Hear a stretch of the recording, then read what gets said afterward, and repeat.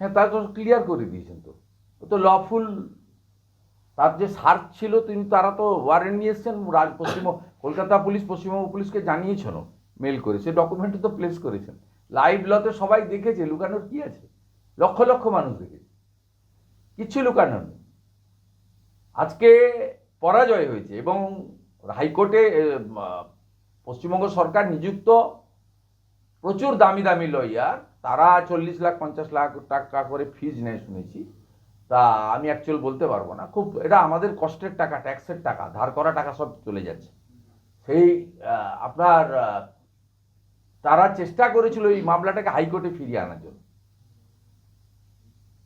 Supreme court এদের কোনো কথাই কার্যত শোনেননি এবং তারা বলেছে এটা ইনস্ট্যান্ট হতে পারে না, প্রেসিডিয়াম হতে পারে না, গোটা ভারতবর্ষে এটা ছড়িয়ে পড়বে এবং এই সব ধরনের ইনভেস্টিগেটিং এজেন্সি কোথাও কাজ করতে পারবেন না। সব জায়গায় পুলিশ, ব্যুরোক্রেসি, রাজনৈতিক নেতা, এমপি, এমএলএ, মন্ত্রী, মুখ্যমন্ত্রী তারা দলবল নিয়ে গিয়ে হামলা করবেন।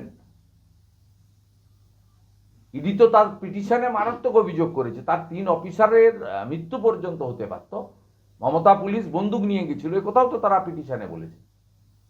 অতএব রাজীব কুমার, মনোজ বার্মা তারা যে ডাকাতির নেতৃত্ব দিয়েছেন, ফাইল ডাকাতি, ল্যাপটপ ডাকাতি, আজকে নবতম সংযোজন, মোবাইল ফোন চুরি, এই নিকৃষ্টতম কাজ।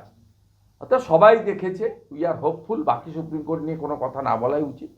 রাজ্য সরকার যা যা চেয়েছিল সবটা রিজেক্ট করেছে এবং সুপ্রিম কোর্ট তার আইনি প্রক্রিয়া মেনে অভিযুক্তদের আত্মপক্ষ সমর্থনের হলফনামা দিতে বলেছে।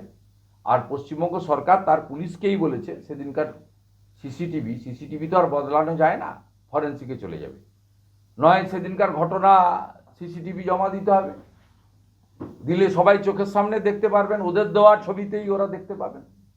আর যদি মুছে দেন সে সুযোগ আপনাদের আছে, ইরেজ করে দিতে পারেন, সেটাও আপনারা মুছেছেন, প্রমাণ হবে। অতএব আগামী দিন কপালে দুঃখ আছে পশ্চিমবাংলার মুখ্যমন্ত্রী মমতা বন্দ্যোপাধ্যায়ের নেতৃত্বে এই চোরেদের গ্যাংয়ের, যারা আজকে রেজিস্টার্ড চোর হিসেবে, ডাকাত হিসেবে, আজকে রাজীব কুমার রিটায়ার করবেন, রিটায়ার হয়তো করবেন, অন্য পোস্টে হয়তো দিয়ে দিবেন, কারণ এখানে তো কেউ রিটায়ার করে না। আলাপন ব্যানার্জিও রিটায়ার করেনি, হরিকৃষ্ণ দ্বিবেদীও রিটায়ার করেনি, মনোজ মালবিয়াও রিটায়ার করেনি, মনোজ পন্ত রিটায়ার তো সবে গেছে কদিন আগে, রিটায়ার করেননি, এরা কেউ রিটায়ার করেন না। অতএব রিটায়ার হয়তো করবেন না, অন্য জায়গায় দেবেন। রাজীব কুমারের স্ত্রীকে তো আবার আগে চুপি চুপি ইনফরমেশন কমিশনার পোস্টে বসিয়ে দিয়ে গেছে। ডবল ডবল চাকরি বলেছিলেন তো 21-এর পর, বলে জিতে এলেই ডবল ডবল চাকরি। ডবল ডবল চাকরি তো 2-3 জনেরই হয়েছে, আলাপন ব্যানার্জির হয়েছে, হরিকৃষ্ণ দ্বিবেদীর হয়েছে, 4টে মেয়ে না 3টে মেয়েকে জামাইকে আইটিসিতে ঢুকিয়ে দিয়ে গেছে।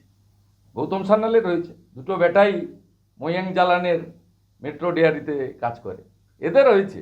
এবং এরপরে রাজীব কুমারের তো স্ত্রীর আগের হয়ে গেছে রাজীব কুমারের। কিন্তু যাই করুন, আপনাদের পরিণতি খুব খারাপ।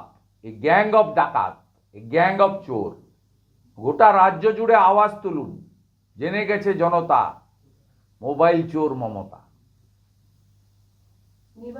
চোরেদের এনার্জি মুখ্যমন্ত্রী মমতা ব্যানার্জি।